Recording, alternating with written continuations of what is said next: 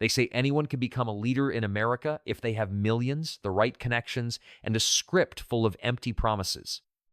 Elections aren't about leadership, they're about power plays, billion-dollar campaigns, and selling an illusion of choice. And when it's over, the same faces, the same problems. But deep in America, beyond the noise and corruption, exists a community where leadership isn't one it's destined. No campaigns, no votes, no backstabbing. Just faith, fate, and a system that has outlasted empires. So, is democracy truly the best way? Or have the Amish uncovered something we refuse to see? In a world where power is bought, the Amish let God decide. No elections, no speeches, just divine will. But how does this secretive system really work? Let's uncover it. Amish leadership structure. Unlike the outside world, where leaders campaign and compete for power, Amish leadership is quiet, humble, and entirely faith-driven. Each Amish community, called a district, functions like a small, self-sufficient church with its own leadership. There's no central Amish government or national authority. At the top is the bishop, the spiritual guide and highest authority in the district. He leads church services, oversees baptisms, and ensures the community follows Amish traditions. Below him are the ministers, or preachers, who assist in sermons and provide spiritual guidance to members. Then comes the deacon, responsible for handling church discipline, helping those in need, and maintaining order within the community. There are no elections, no debates, and no personal ambition. Leaders don't seek power. They accept it as God's will. But if there are no votes or campaigns, how are these leaders chosen? That's where the Amish have a system unlike anything in the modern world, a mysterious selection process that relies on fate, faith, and a centuries-old tradition. And it might just challenge everything you believe about leadership. The history of Amish leadership selection. To understand why the Amish reject elections, we have to go back to the 16th century, when a radical group called the Anabaptists broke away from mainstream Christianity. At a time when both political and church leaders were chosen through power struggles, influence, and corruption, the Anabaptists believed something different only: God should decide who leads. Instead of votes or political appointments, they followed a biblical method known as the lot system, the same process used in Acts 1:26, where the disciples chose Matthias to replace Judas. It was a simple yet profound idea. Leadership was not about ambition, wealth, or popularity. It was about faith. This belief remained strong even after the Amish officially split from the Mennonites in 1693 under the leadership of Jacob Amon.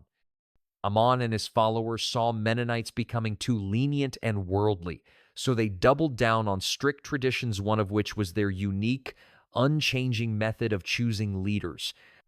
For over 400 years, this system has remained untouched. No speeches, no campaigns, just the belief that when the moment comes, God's hand will guide the right man to lead. But how does this selection actually work? Let's uncover the secretive process that still baffles the modern world. Amish leadership selection process. Unlike the outside world, where leaders rise through debates, campaigns, and promises, the Amish have no elections, no speeches, and no room for personal ambition. Leadership is not something men seek. It is something bestowed upon them through faith, tradition, and a centuries-old process. It all begins when a leadership position becomes vacant. There are no term limits, no scheduled elections, only a moment when the community must find its next spiritual guide.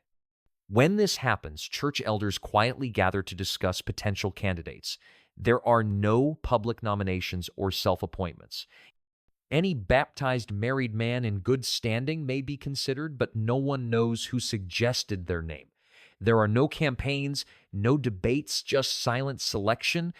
Once a group of nominees is identified, they are evaluated based on strict moral and religious values. The man must be married, deeply respected, humble, and free from any major conflicts within the community. But in the end, no human decision determines the outcome. It is left to God.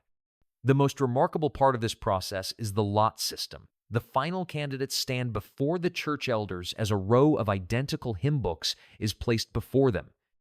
Inside one book, hidden from view, is a small slip of paper containing a Bible verse. Each nominee steps forward and selects a book, their fate resting on a single unseen decision. As they open the pages, the tension in the room is overwhelming. Then one man finds the hidden paper. At that moment, he is declared the new leader not by votes, not by choice, but by divine selection. There are no objections, no recounts, no second chances. The chosen man does not celebrate nor decline, simply accepts. To the Amish, this is not chance, it is God's will. Whether the man feels ready or not does not matter because in their belief, God never makes mistakes. Why the Amish reject elections? For the Amish, leadership isn't about ambition, it's about humility. Traditional elections encourage personal pride, competition, and self-promotion, all of which go against their core beliefs. No one should seek power or position. Instead, leaders should serve quietly, without personal desire or agenda. Elections also bring division. When people vote, disagreements follow. Arguments, factions, and rivalries can tear a community apart. The Amish see this in the outside world: political debates, broken relationships, and deep divides. To them, unity is far more important than having a choice. Their way is rooted in biblical tradition. Instead of voting, they rely on faith to reveal the right leader, just as early Christians did. They believe God, not people, should make the final decision. And then there's corruption. Elections, no matter how well-intended, can lead to favoritism, dishonesty, and power struggles. The Amish avoid this entirely by removing human ambition from the process. No speeches, no promises, no influence, just trust in a higher power. The role and responsibilities of Amish leaders. Becoming an Amish leader isn't a job, it's a lifelong commitment. Once chosen, a bishop, minister, or deacon serves until death, unless health or serious misconduct forces them to step down. There's no salary, no perks, and no special privileges. Leadership is purely about service. Their main duty? Guiding the community in faith. Every Sunday, they lead church services, baptize new members, and officiate weddings. They don't just preach the faith, they live it, setting an example through their humility and devotion. But leadership also comes with difficult responsibilities. They must enforce the Ordnung, the strict Amish code of conduct that shapes every aspect of daily life. When conflicts arise, they mediate, ensuring peace and harmony. If someone repeatedly disobeys the rules, they must make the painful decision of shunning Meidong, cutting off the person from the community until they repent.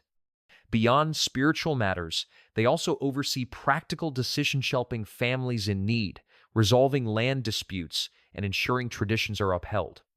Every action is guided by faith, duty, and the belief that true leadership isn't about power, but about selfless service.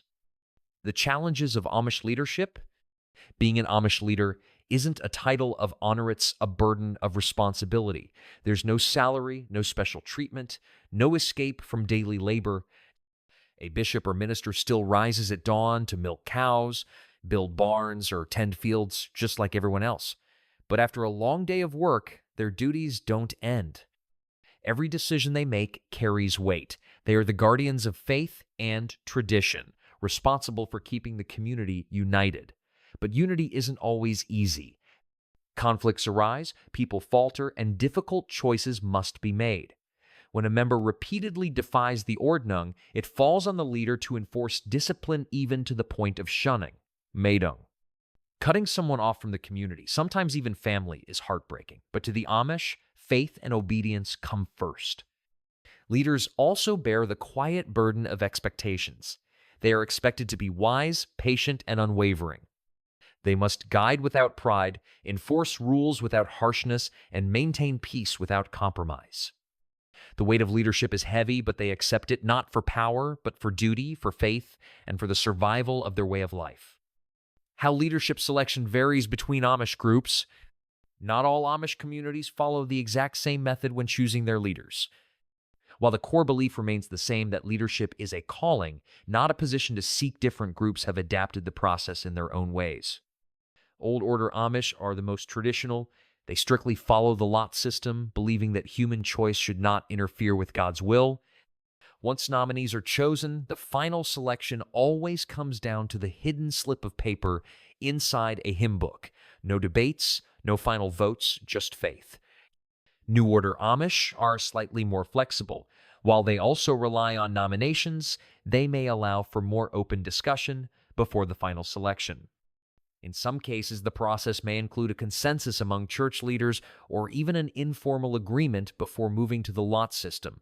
While still rooted in faith, there is a bit more human involvement in the decision. Mennonites who share historical roots with the Amish but are more open to modern practices often use voting to elect their leaders. Unlike the Amish, Mennonite communities may openly campaign for leadership roles and members cast votes to decide. While they still seek spiritual guidance, their process resembles democratic elections more than the Amish selection by lot. These differences highlight how Amish and related groups balance faith and practicality. Some trust entirely in divine selection, while others allow for discussion or even voting. But no matter the method, the goal remains the same: choosing a leader who will uphold their way of life. The biblical basis for choosing leaders by lot. The Amish believe their leadership selection method is not just tradition, it is divinely guided, backed by Scripture. They see the lot system as a way to remove human bias and allow God to decide who should lead. One of the strongest biblical references is Proverbs 16:33. The lot is cast into the lap, but its every decision is from the Lord. This verse reinforces the idea that when a choice is made by lot, it is ultimately God's will, not human interference. The practice also follows the example set in Acts 1:26, where the apostles needed to replace Judas Iscariot. Instead of voting or debating, they prayed and cast lots, choosing Matthias as the new disciple. The Amish see this as a clear biblical precedent for selecting spiritual leaders through divine means. The Old Testament also supports this method. In Leviticus 16:8-10, lots were cast to determine which goat would be used for sacrifice on the Day of Atonement, showing that sacred decisions were made this way long before the Amish tradition began. By following these biblical examples, the Amish believe their leaders are chosen by God, not by human ambition. Their system isn't about power or popularity, it's about faith. Amish leadership versus modern democracy. The Amish way of choosing leaders stands in sharp contrast to modern political systems. There are no campaigns, no debates, and no promises, just faith and tradition. Unlike democracy, where leaders are elected through voting and political competition, Amish leaders are chosen by lot, believing that God, not people, should make the decision. There is no lobbying, no speeches, and no need to win public approval. Another key difference is that Amish leaders serve for life, unless health or serious misconduct forces them to step down. In contrast, elected officials in modern governments serve fixed terms and must run for re-election. This system eliminates political division and power struggles, ensuring stability and humility in Amish communities. While democracy thrives on choice and debate, the Amish trust in divine guidance to select their leaders, keeping their traditions unchanged for centuries. Controversies and criticism of Amish leadership selection. While the Amish leadership system is based on faith and tradition, it is not without criticism. Some argue that its strict structure can lead to unfairness and lack of accountability. One major concern is the lack of female leadership. In Amish communities, only men can be chosen as bishops, ministers, or deacons. Women play important roles in family and church life, but they have no direct say in leadership decisions, which some view as outdated. Another issue is the absence of checks and balances. Unlike modern governments, where leaders can be voted out or challenged, Amish leaders serve for life. If a leader is ineffective or makes poor decisions, there's no formal way to remove them unless the entire community agrees. This ties into the risk of power abuse. Since there is little oversight, some leaders may misuse their authority, enforcing strict interpretations of the Ordnung church rules or unfairly disciplining members. Despite these concerns, many Amish believe that their system works because leaders are chosen by God, not ambition or politics. However, as Amish communities evolve, some question whether certain traditions should adapt to modern times. The Amish have preserved a unique, faith-driven leadership system for centuries sown without elections, campaigns, or personal ambition. To them, leadership isn't about power. It's about humility, service, and divine will. But this raises an interesting question. Is democracy truly the best way to choose leaders, or have the Amish discovered something we've overlooked? In a world where politics is often driven by money, influence, and division, the Amish rely on fate and faith to guide their communities. Is their way outdated, or does it offer a lesson in simplicity and trust? Let me know what you think in the comments. And if you enjoyed this deep dive into Amish traditions, check out our next video where we uncover more hidden customs that have stood the test of time.